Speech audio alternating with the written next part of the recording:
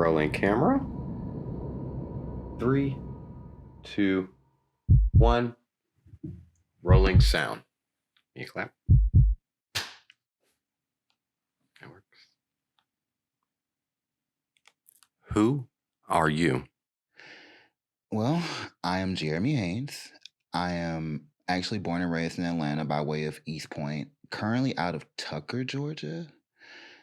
I'm the youngest of three on my mom's side, which means no one had any expectations of me. On my dad's side, I'm actually his oldest child, but I haven't met the other four. And outside of that, I can describe it in eyes. I'm an intellectual. I'm pretty intuitive. I'm very introverted, but I am a black man that does accounting and all types of random stuff like singing and learning how to cook and just trying to enjoy life because this is the only one we have. What was your childhood like? And what were some important lessons that you learned then that you carry with you today? Hmm. My childhood it wasn't awful. It wasn't the best. It was up and down, a lot of ebbs and flows. Not to say nobody really paid attention to me, but I was the youngest, so a lot of stuff was put on my older sisters to kind of teach me, and I mean, I either learned it or I didn't, or whatever. But I think one of the early lessons I learned was you kind of got to figure it out on your own. That's probably the lesson that stuck with me the most. There's not really a right way to do something or a wrong way to do something, if that makes sense. And hmm, I mean, the main lesson, apparently I moved too slow. I was really lazy as the youngest kid. So move fast. Like keep it moving. Always keep moving. How does a flower grow? How does a flower grow? I am a terrible gardener. Never was good. Never had a green thumb. I can guess though that a flower grows through nurturing. Gotta give it water, gotta give it sunlight. Definitely gotta give it time and patience. And as long as you tend to it and give it that time and patience, TLC, tender love and care, then eventually it will bloom and it'll grow. Please give me a random number from 1 to 100. I'm going to say 18. That's actually my favorite number and linked to my birthday, which is 12/18. Which parent are you closer to and why? If you could be closer to the other parent, would you? I'm closest with my mom, and that's because she was the one that raised me. My dad wasn't really around too much. So my mom really had a staple in who I was or who I've become today. She taught me a lot of those lessons in life that I wasn't really ready to hear because of her tone growing up, but oh holy crap, they were actually like really good lessons. My dad,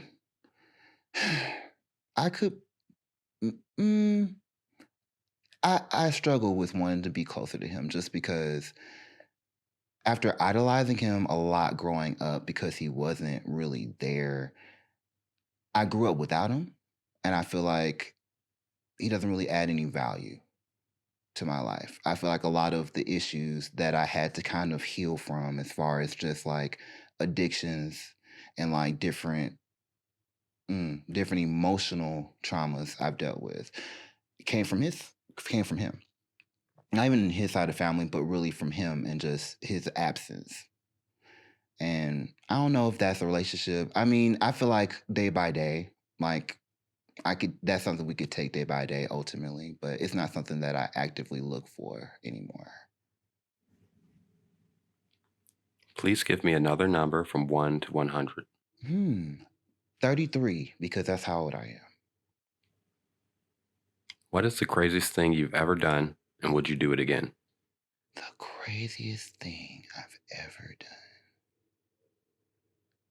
Legal or illegal? I'm just kidding.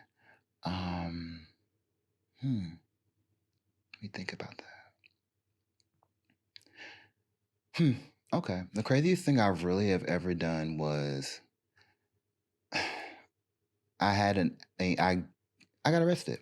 There you go. It was a couple of years ago. I invited one of my exes over and was trying to work and ended up getting into an altercation because they wouldn't let me work. He bit my finger and I bit his finger back and it turned into a fight. And even though I called the police, he got arrested. Like we both got arrested. And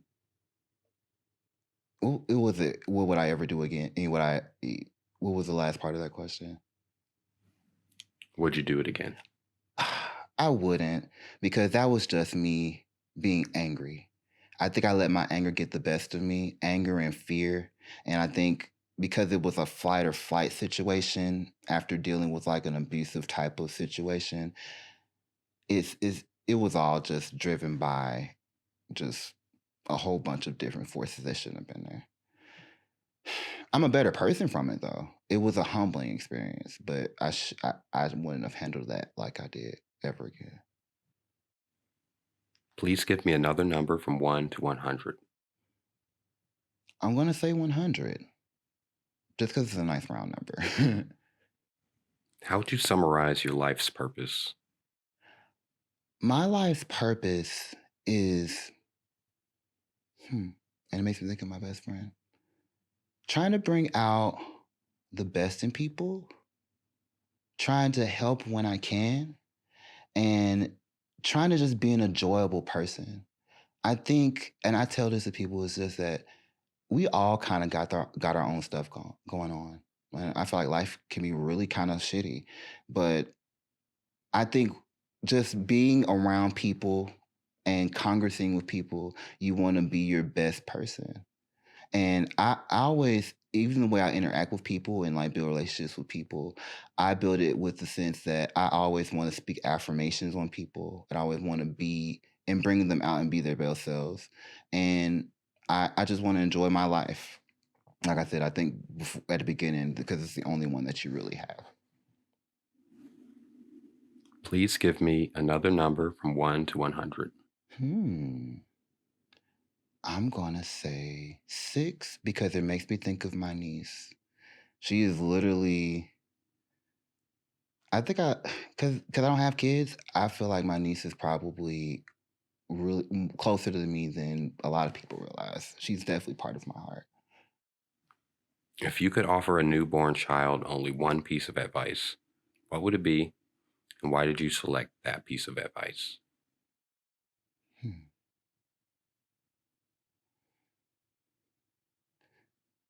Be okay with failing and getting back up when they get older, because failure is not necessarily the end of anything, and being wrong isn't failure. Understanding that you gotta fail sometimes to actually like be successful. Please give me one final number from 1 to 100. Ooh, these numbers. um, huh. Oh my goodness. I'm going to say 36 because it reminds me of my sister Tiffany, who is essentially my twin. In more ways than one. We actually have like the same birth month and everything. What's been the biggest mistake so far in your life, and what did you learn from it? I think my biggest mistake in life was trying to live up to other people's expectations of me without really paying attention to my own. Because I feel like I wasted a lot of time putting energy into other people and what they wanted. And I feel like maybe I could have been where I am now a bit sooner in life if I had really just kind of followed my own gut or kind of lived for myself.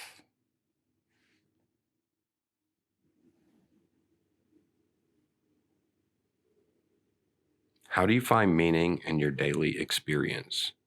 What propels you through life? Um, and it kind of relates to earlier. I find meaning in contributing to a team, I find meaning in just the work that I do. It's not even necessarily that I put out fires with numbers. It's just that I'm having an impact on a team or I'm contributing to a synergy. That kind of drives my purpose in life.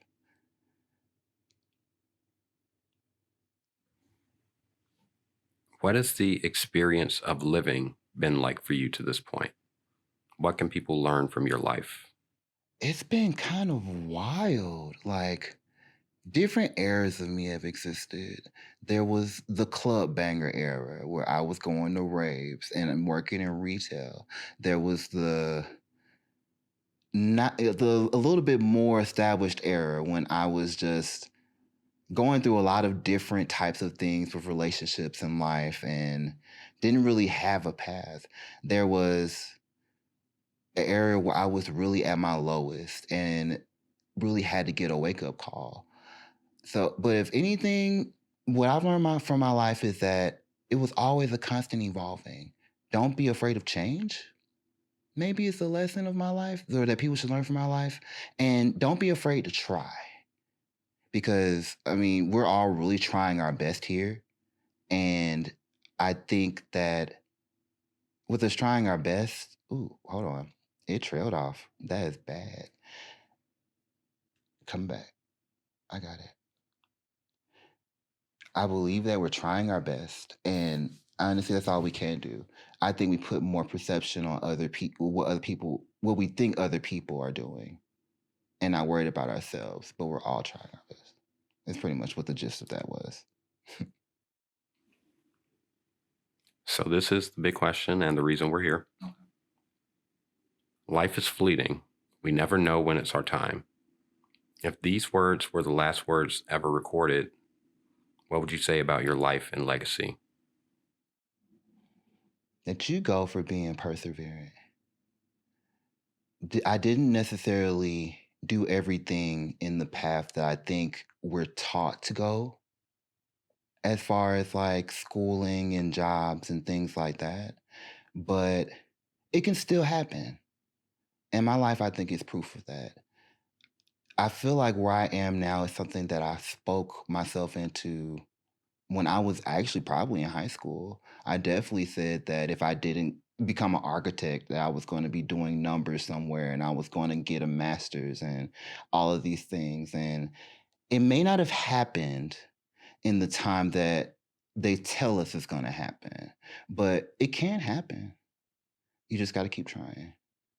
And don't put so much pressure on yourself where you forget to enjoy life along the way. So, I'll ask you one final time. Who are you? I am Jeremy. I am I'm proud of who I become. I'm proud of the journey that I've taken to get here. And I can only hope that I'm soiling the seeds to be a better person in the future.